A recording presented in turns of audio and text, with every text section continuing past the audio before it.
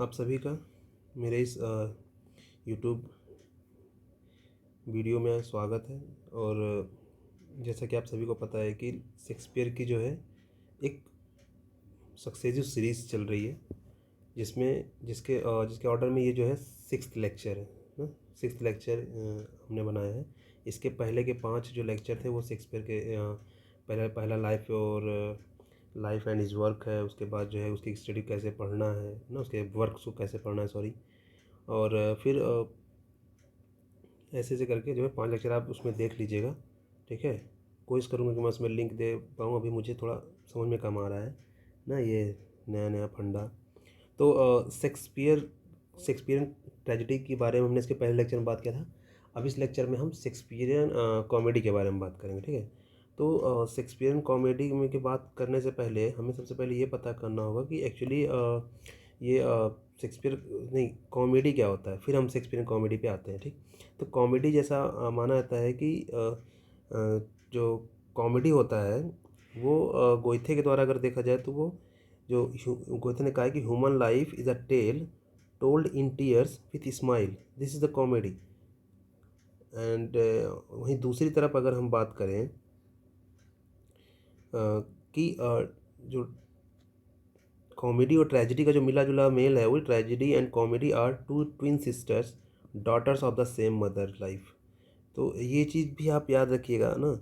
और जैसे कि हमें पता है कि जो ह्यूमन लाइफ होता है वो बोथ ट्रेजेडी एंड कॉमेडी, उसका जीवन जो होता है दोनों तरफ से। जो मनुष्य का जीवन होता है ना, वो दोनों तरीके से, ट्रेजेडी एंड कॉमेडी दोनों तरीके से होता है।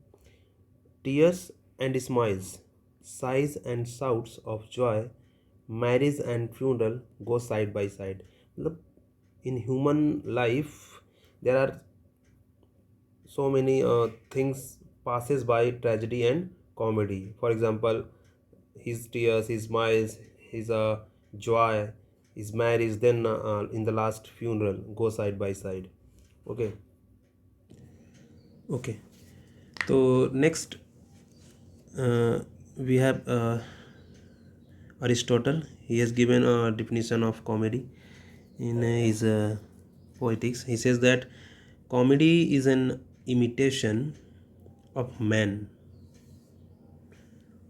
worse that the average worse, however, not as regards any and every sort of fault, which is which is a species of the ugly।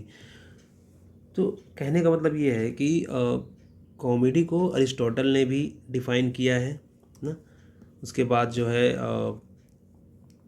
और गीथे और गोइथे जो भी इनका नाम है, उन्होंने भी जो है कॉमेडी को डिफ़ाइन किया है कि comedy is a human life, comedy is a tale told in tears with smile, which is play important part of the human life. So in this way हम कह सकते हैं कि जो कॉमेडी है वो जो मनुष्य की जो सोल का पार्ट है, ट्रेजेडी एंड कॉमेडी का जो मिंगलिंग पार्ट है, वो हम कह सकते हैं कॉमेडी को ना, जो कि पैरेलल हमारे साथ सुख दुख और इन द लास्ट स्टेज तक चलता रहता है, पैरेलल तक। ओके, तो this is the definition of comedy. Here Horace Walpole also given the definition of comedy। He says that life is a comedy, very simple way he says that life is a comedy, and that comedy who think that comedy, those such a person who think that tragedy and those who feel। okay, so life is a comedy to those who think and tragedy to those who feel। मतलब life क्या है, एक comedy है। जो वो सोचते हैं, जब वो सोचते हैं विचार करते हैं, उनके लिए तो कॉमेडी है। बट ये जो जो ऐसा महसूस करते हैं उनके लिए ट्रेजेडी है। होरेस वालपोल का सिंपल सा है। Now we have to discuss about Shakespeare's comedies. Okay, Shakespeare's comedies ना, what is the characteristics of Shakespeare's comedies and how he classified his comedies ना, how many realism he has in his comedies, what is the world of Shakespeare's comedies, and there are so many part of this Shakespeare's comedies. So the if we talk about Shakespeare's comedies, जो main part है comedies का, इस main जो M होता है Shakespeare comedy का, this is neither satire nor a correction of the evils prevalent in our society. Means if you think that if we read Shakespeare's comedies and we find the evils which is most prominent in our society, so here ऐसा कुछ भी नहीं होने वाला है, ठीक है.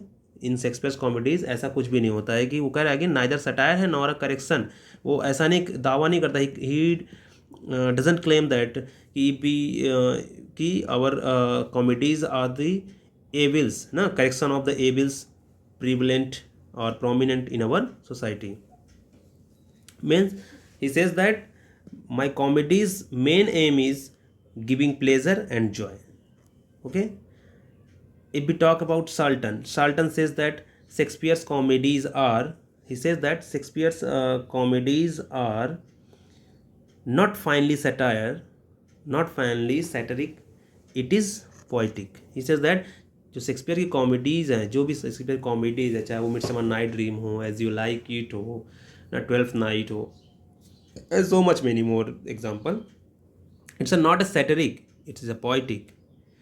He says that it's not a conservative who follows the who did not change the time of the present. Okay, conservative. It's not a conservative. It's a creative, and it's based on pure reason rather than imagination. Here he plead that. Means ये तो Salton का कहना है ना. Salton कहते हैं कि जो शेक्सपियर की कॉमेडीज़ है ये फाइनली सैटरिक तो नहीं है, it's a poetic and not a conservative, it's a creative. And imagination की अपेक्षा इसने जो है इसमें प्योर तर्क को, विट को, विजडम को ज़्यादा इंपॉर्टेंस दिया है इसमें. विट विजडम को इंपॉर्टेंस देने से मतलब आप टेम्पेस्ट कर लीजिए. टेम्पेस्ट में एज यू लाइक इट में आप देखिए विजडम का जो टच स्टोन का है. ट्वेल्थ नाइट में फूल्स जो है उसका आप विजडम देख सकते हैं. तो there are so many examples. So Charles Salton says that his Shakespeare comedies are not finely satiric, it is a poetic, it's a not conservative, it's a creative, and it is based on pure reason rather than imagination. Next we have to talk about classification of Shakespeare comedies.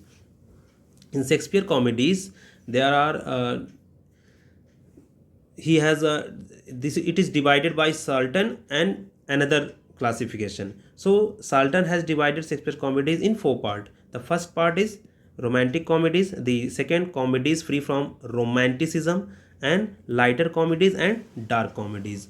Okay, Salton has divided Shakespeare's comedies है into 4 part. Okay, 4 part.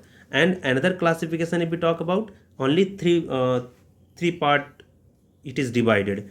The first one is early comedies, the second one is middle comedies, and the last one is late comedies. In early comedies we find the Love's Labour Lost, and the middle comedies we have a Twelfth Night, As You Like It, and the later comedies we have a last play of Shakespeare, Tempest. Okay. And if we talk about characteristics of Shakespeare's comedies, so here in front of you the romantic comedies. If we talk about romantic comedies, in the characteristic of romantic comedies we have As You Like It, the Twelfth Night, the Merchant of Venice. And you can say this is the based on fancy and imagination. And in previous I have Salton says that this is the pure reason rather than imagination. Here this is the exception. Means exception means you can say that कि Salton कहता है कि this is the not based on imagination, it's a pure reason, no. But here you can find in earlier characteristic of Shakespeare's comedies, fancy and imagination. These plays are based on fancy and imagination, and these are very apart. These plays are apart from the real life and real world. These plays are As You Like It, The Twelfth Night, The Merchant of Venice. ये सारे plays होते हैं वो real life और real world से कोसों दूर थे. And the plays are based on fancy and imagination. The setting is somewhere the not belong to the real life, not based on the real world. But if we talk about his exception, so here we have the comedy of errors. Okay, so here we have the comedy of errors and the merchant of Venice. No, not setting is Venice. Okay, and here when you read study the merchant of Venice, when play opens, in the setting is public mart, and as you like it you find the forest of Arden. 12th night you find the coastal town ना, coastal town की जो opening जो उसका जो play open होता है वो आपको देखोगे फॉरेस्ट ऑफ अर्डन में प्ले ओपन होता है एज यू लाइक इट, और जो मर्चेंट ऑफ वेनिस है उसका जो है public mart. Okay, and 12th night में कोस्टल टाउन में जब वो जो है दोनों बिछड़ जाते हैं. ठीक, सो अब let next we talk about setting of place. Okay, somewhere in unknown island and somewhere is now exist. here if we talk about as you like it, here as you like it, अगर as you like it की बात करें हम, तो आप as you like it में देख सकते हैं कि जो उसकी सेटिंग थी वो अर्डन थी. 12th नाइट की बात करें तो इलेरिया. द मर्चेंट ऑफ वेनिस की जो सेटिंग थी वो नाम से ही पता है कि वेनिस में सेटिंग थी ना. और द कॉमेडी ऑफ इरर्स की जो सेटिंग थी वो एफिसस, उसमें प्ले में उसको एफिसस दिखाया, जो प्रेजेंट टाइम में वो है वो टर्की है. Okay, the Taming of the Shrew ना, पाडुआ. पाडुआ इसकी जो है प्ले में पाडुआ सेटिंग है लेकिन प्रेजेंट टाइम में इटली में है. ठीक, two gentleman of Verona, as नाम से ही इसका पता चल रहा है कि वेरोना में सेटिंग है, and present time it is located or situated in Italy. Love's Labour Lost. Love's Labour's Lost is Navarre. Navarre याद रखिएगा, Navarre. Okay, NAVARRE, Navarre. Okay, Navarre में है और प्रेजेंट टाइम ये स्पेन में है. Okay, and Midsummer Night Dream, इसकी setting आप याद रखिए. देखिए, जो आपको आपको क्या याद रखना है, जो आपको नहीं याद है. आपको ये नहीं याद रखना है कि जो आपको याद हो. अभी 12th नाइट की सेटिंग पूछेगा आप पट्टे से बता देंगे कि Illyria, Merchant of Venice Venice है. But here you have to target something, जैसे एफिसस, पाडुआ ना, नवेरे, मेसिना ना, Roussillon. Okay, Measure form Vienna. तो ये जो है ये सारे सेटिंग आपको याद रखनी है. ठीक है, ये सारी एग्जाम में पूछे जाते हैं, ये सब ये सेटिंग आपको याद रखनी है. The Comedy of Errors Ephesus, Padua, the Taming of the Shrew, Verona छोड़िए, Navarre Verona. Okay, Midsummer Night Dreams, Athens, Messina जो प्रेजेंट टाइम इटली में है, मच वुड अबाउट नथिंग की सेटिंग वो है. रजीलियन जो फ्रांस में, अल्जबेल एंड एंजबेल, मेजर फॉर मेजर वियना में. ठीक है. Okay, next we talk about the element of love included in Shakespeare's comedies. Okay, element of love, जो आप एलिमेंट ऑफ लव देखेंगे वो आप एज यू लाइक इट का फॉर एग्जांपल आप एज यू लाइक इट लीजिए. उसमें आप Orlando and Rosalind, cilia and Oliver, Silvius and Phoebe, touch stone and Audrey, ये आपको ये जो लव बर्ड्स हैं ये एलिमेंट ऑफ लव हैं. और रोजालिंड का तो एक फेमस कोट्स भी है, वो कहती है कि but why talk we of fathers when there is such a man of as Orlando ना. तो these are some points which you have to remember in your mind, and you have to prepare these things very minutely. Okay, बहुत ही अच्छे से इसको आपको तैयार करना है. किसी भी प्ले की सेटिंग उसमें अब जैसे आपको ये, अब इसमें देखिए आपको Orlando Rosalind as you like it में लव के पार्ट है, लेकिन आपको ये भी याद रखना है कि ये कैरेक्टर भी है. देखो, Orlando, Rosalind, Celia, Oliver, Silvius, Phoebe, वो पूछ भी सकता है. टच स्टोन, ऑर्डर कई बार पूछा गया टच स्टोन किसका कैरेक्टर है. तो ये चीज़ अभी आपको देखो 1 2 3 4 5 6 7 8, इसमें आपको 8 कैरेक्टर तो आपको ऐसे ही पता होगा. अब 8 कैरेक्टर को आप ऐसे डिवाइड कर लीजिए कि ये belong to the element of love में ना. इनको अगर एलिमेंट ऑफ लव का नाम आ जाए तो ये बिलोंग करते हैं वहाँ से. वैसे तो ऐसे आपको 8 के कैरेक्टर याद हो गए, 8 के 8 कैरेक्टर याद हो गए. ठीक, कॉमेडीज़ में आप जो याद कर सकते हैं, ऐसे प्ले भी याद करते. देखो, प्ले भी ऐसे आपको याद हो जाएगा कि as you like it, 12th night, the merchant of Venice, comedy of errors, these are the comedies. And Shakespearean tragedy में हमने शेक्सपियरियन ट्रेजेडी की बात की थी.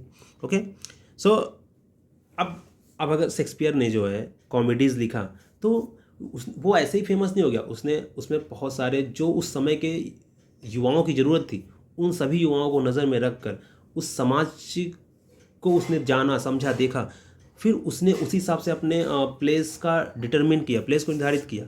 इसीलिए उसमें जो है उसने बहुत सारे जो है जैसे अब उसने अपने प्ले में एलिमेंट ऑफ लव, डायरेक्टिक टोन, एक मैसेज दिया, उसने डायरेक्टिक टोन भी उसमें रखा गया।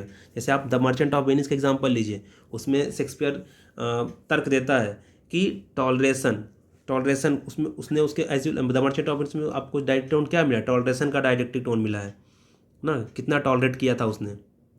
बाद में क्या हुआ, जीता कौन, वही ना।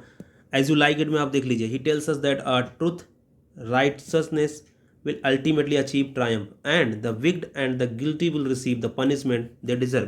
As you like it में आप देख लीजिए कैसे जो है उसका भाई जो है, तो वही वही मैं कह रहा हूँ कि जैसे अब आप देखिए, अब इसमें कहा है कि ना कि एज यू लाइक इट में कैसे उसने ड्यूक फेडरिक को लास्ट में पनिशमेंट मिलता है, सीनियर ड्यूक जो है जो अर्डेन में, जो कि जो एक्चुअल जो वहाँ का जो राजा था, जो वो जो है जंगल में निवास करता अपने साथियों के साथ, लेकिन जो ड्यूक फ्रेडरिक था वो वहाँ पे जो है उसने जो है अपराध किया था, दुष्टता थी, बाद में उसे क्या पनिशमेंट मिला। तो ऐसे ही वो मतलब उसने क्या डायरेक्टेड उनके माध्यम से उसने मैसेज दिया है वहाँ के लोगों को कि अगर आप गलत करेंगे तो गलत होगा। अगर हम जो है द मर्चेंट ऑफ वेनिस की बात करें तो द मर्चेंट ऑफ वेनिस में आपने देखा था एंटोनियो को, भाई एंटोनियो ने कितना टॉलरेट किया ना, जो एंटोनियो ने बहुत टॉलरेट किया था वो, ठीक, बेचारा जो साइलॉक जो है जीविस मेलिंडर साइलॉक था, एंटोनियो टॉलरेट किया गया था, साइलॉक था, बहुत सारे ऐसे थे मतलब कि जो, तो ये सारी चीज़ क्या थी, उसने डायरेक्टर उनके तो बताया कि जो है guilty will receive the punishment and that they deserve. Okay, तो आप इसके कैरेक्टर भी अब इसी कैरेक्टर देख लीजिए द मर्चेंट ऑफ वेनिस, जैसे साइलॉक है, पोर्शिया,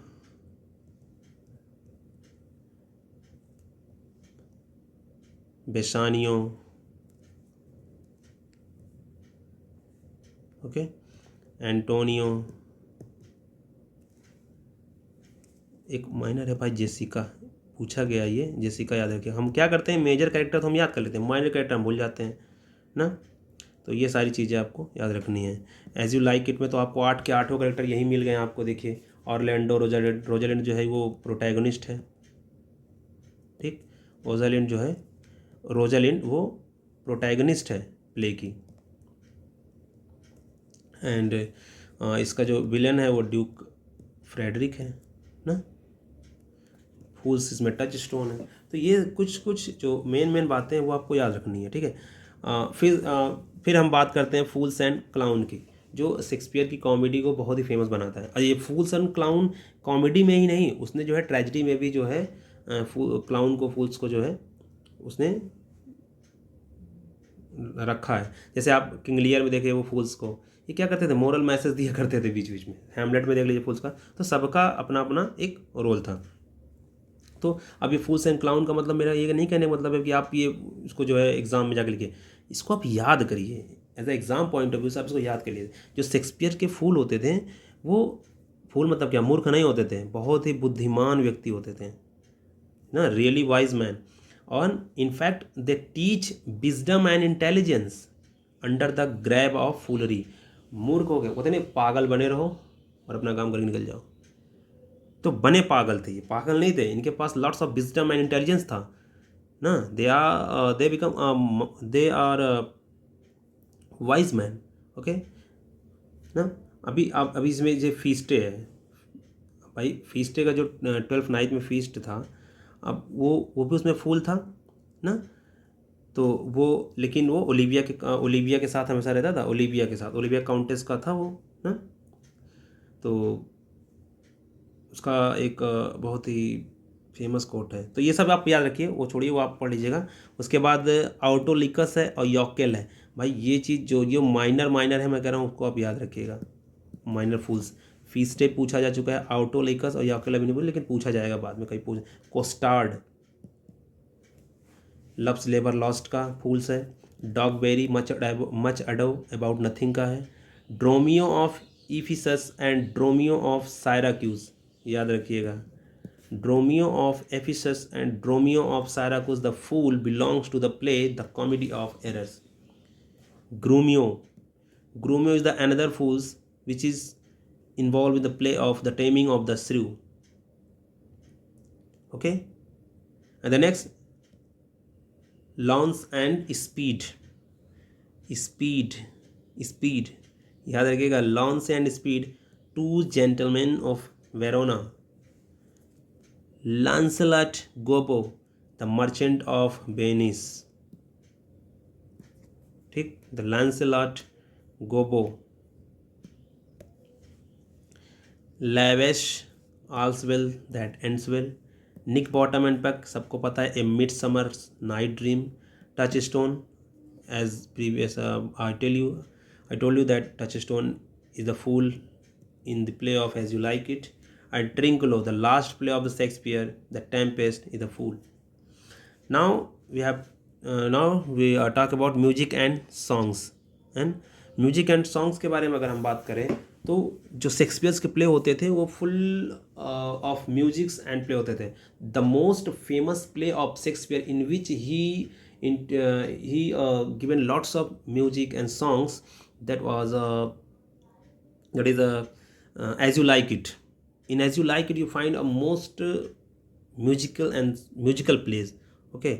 And तो द टेम्पेस्ट में अब तो मैंने बता दी ना, as you like it is, अगर कोई पूछता है तो भाई सबसे म्यूजिकल प्ले उनका जो है एज यू लाइक इट, इसमें बहुत सारे सॉन्ग वगैरह दिए हैं, डियर सॉन्ग है ना, और बहुत सारे हैं. तो सबसे पहले हम ट्वेल्थ नाइट द टेम्पेस्ट की बात करते हैं, last play of Shakespeare in which he given music song full fathom 5 the father lies. Okay. And the another one is in Hamlet you can find how should I your true love no.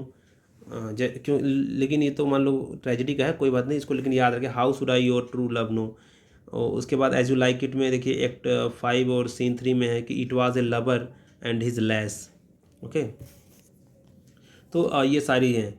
O mistress mine in 12th Night, sigh no more in Much Ado About Nothing, take those lips away, Measure for Measure पूछा गया है. ठीक. Then they for sudden joy did weep in King Lear first में. Okay. The wind the rain 12th Night, when griping griefs Romeo Juliet, where the bee sucks the Tempest, willow song in Othello 4th ring, blow blow the winter wind, come under the green wood tree, as you like it. Okay. और एक है it was a lover and his lass, it was a lover and his lass. Okay.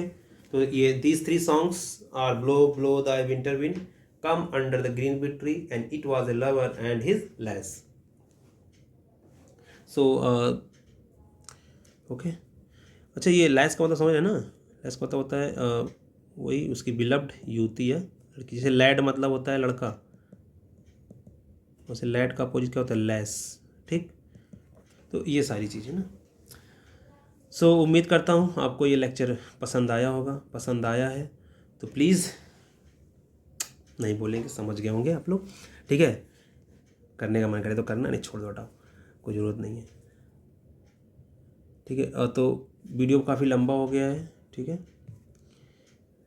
23 minute का हो गया है. चलो कोई ज़्यादा नहीं है सिर्फ. हाँ, इसके बाद जो मैं आपको बता रहा हूँ, इसके बाद मैं एक वीडियो और बना रहा हूँ. वो वीडियो जो होगा वो हमेशा के लिए बाय बाय शेक्सपियर को करने का है, क्योंकि उसमें जो है मैं पूरा एकदम जो नेट जेआरएफ में और टीजीटी टीएसबी बहुत एग्ज़ाम में जो पूछा गया वो पूरा बंच है, समझ लीजिए. वो एक ही वीडियो रहेगा, आप उसको एज अ मास्टर वीडियो कह सकते हैं. तो उस पर मैं काम कर रहा हूँ और वो जल्दी ही मैं जो है यूट्यूब पे अपलोड कर दूँगा. अभी उस पर काम चल रहा है. और थोड़ा मैं एज अ टीचर प्रोफेशन में थोड़ा बिजी भी रहता हूँ, बिजी शेड्यूल भी है. तो लेकिन कैसे भी करके मैं उसको जो है आपके एग्ज़ाम के आने तक मैं सोच रहा हूँ कि टीजीटी पीजीटी का सारा सिलेबस ऐसे फ्री ऑफ कॉस्ट अपलोड कर दूँ. बस आप अपने बुक्स पे ध्यान देते रहिए, पढ़ते रहिए, और जब आपको खाली समय में, जब आपको समय मिलता है, तो इसको जो है 1.5 या XX स्पीड में, 2x में स्पीड में इसको आप देख डालिए. मतलब होली डिपेंड इस पर मत रहिए. ये है कि हाँ भाई नुकसान कुछ नहीं करेगी आपका, ठीक है। ओके, इसी के साथ उम्मीद करते हैं कि जो आपको वीडियो पसंद आएगी। Thank you so much, tata and bye bye.